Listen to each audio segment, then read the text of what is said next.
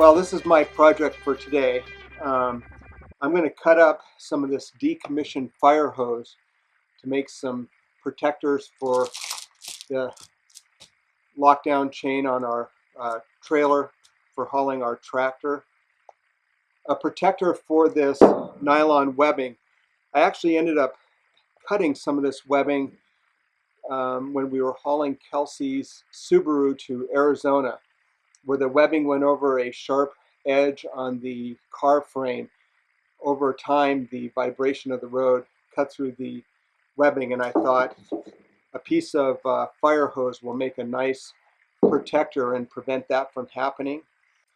I'm also going to cut a piece of this 3-inch hose for a scabbard to protect my chainsaw. So you'll see that in another video, but while I'm cutting up the hose, I'm going to cut a length for the chainsaw. Now, I thought of this many years ago when I was a fireman. I just never went through the effort to get some decommissioned hose. And one of my buddies at work, Lauren, I don't know if you'll ever see this video, but if you ever do, thank you very much. And it's an absolute pleasure and honor working with you. Lauren got me 2 rolls of decommissioned fire hose, and these 2 rolls should keep me occupied for a long time. Okay, nothing fancy here. I'm just going to use a hacksaw. That's what I've got available to me right now. So we'll cut these couplings off and then cut a couple of lengths of hose. I don't think I'll have any difficulty sliding the chain and hook through this 1.5-inch hose. Should go pretty smoothly and give a nice protection when we haul the tractor so we don't ding it all up. All right, let's get to work.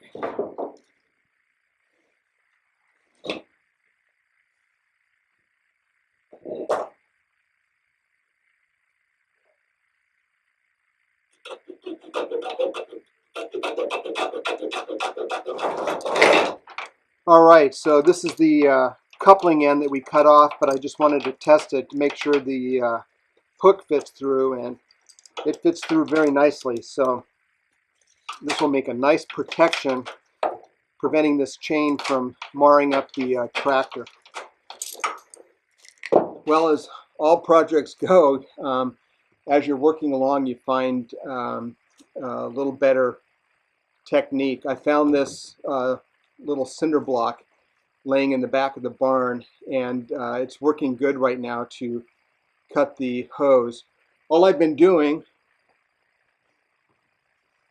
is using the cutoff section that I got the length that I wanted, laying it on top, using it as a guide so I don't have to keep measuring, score, and then cut. Now I got a double bonus here. I slid the outer jacket off. I'm going to use the outer jacket for the nylon strapping protector, and then this heavier rubber lined section of hose in the inside I'm going to use for protecting the chain.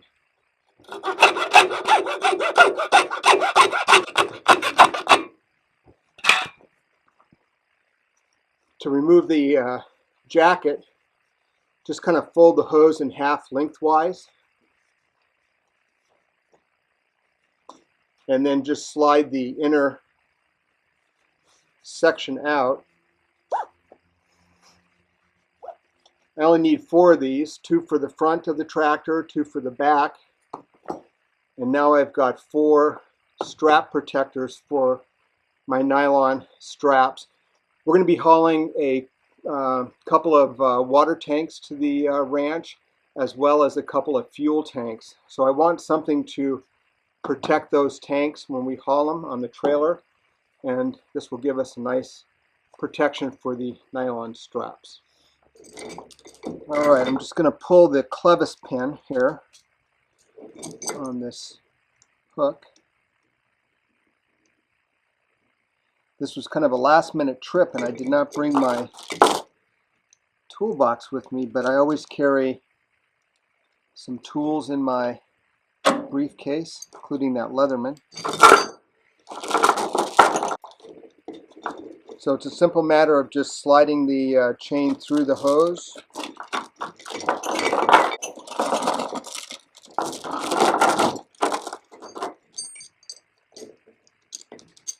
Reattaching the hook.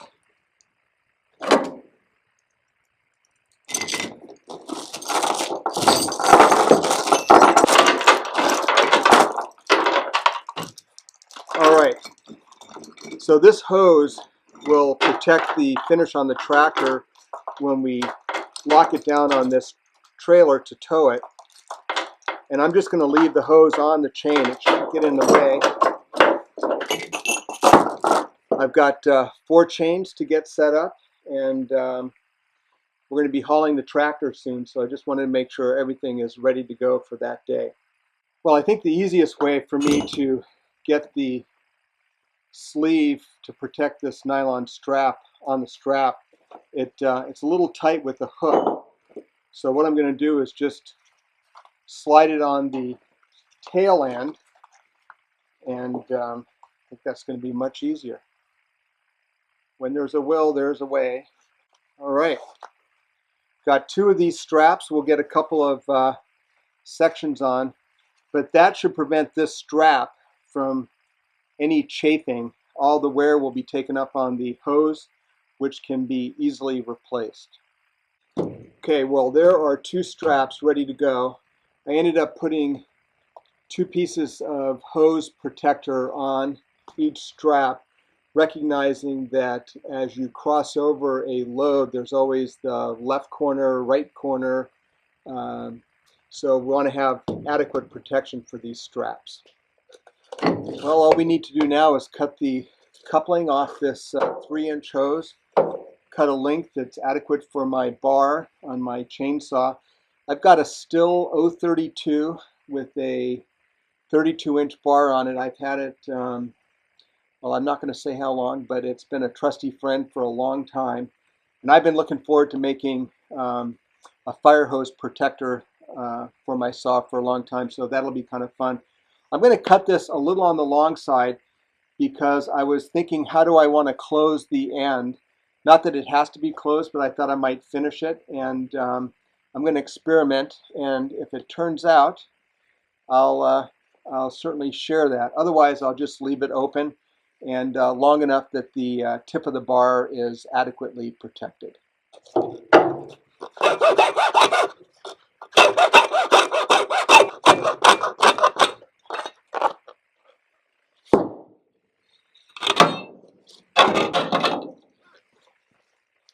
It's kind of interesting on this hose, they mark where the hose ruptured, and there's a clear hole right here, right at the back end of this coupling. I'm sure it did good service when it was on duty with the fire service. Brings back memories. I